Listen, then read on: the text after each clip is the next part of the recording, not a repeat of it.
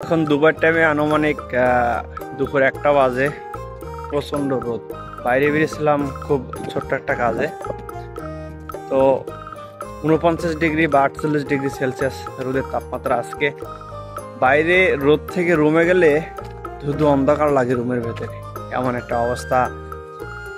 আমিরাতে বর্তমান যারা কনস্ট্রাকশন সাইডে বা বাইরে কাজ করে, এখানকার রুলস অনুসারে 11টার পর থেকে কাজ টোটালি বন্ধ। এখানে সাইডের কাজ আবার বিকাল যখন 3টা বাজবে তখন আবার কনস্ট্রাকশন সাইড বা অন্যান্য সাইডের কাজে লেবাররা জয়েন করবে।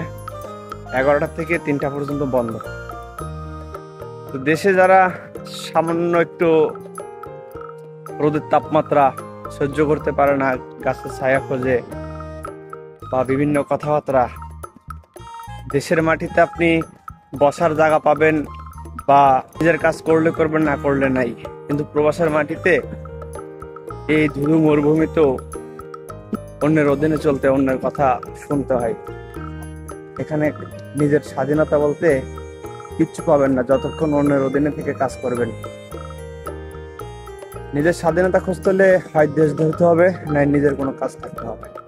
অন্যের অধীনে কাজ করলে প্রবাসে সবকিছু সহ্য করতে হবে। প্রবাস স্ট্রাগল করার জায়গা, প্রবাস সব জিনিস নিয়ে সুখের জায়গা না।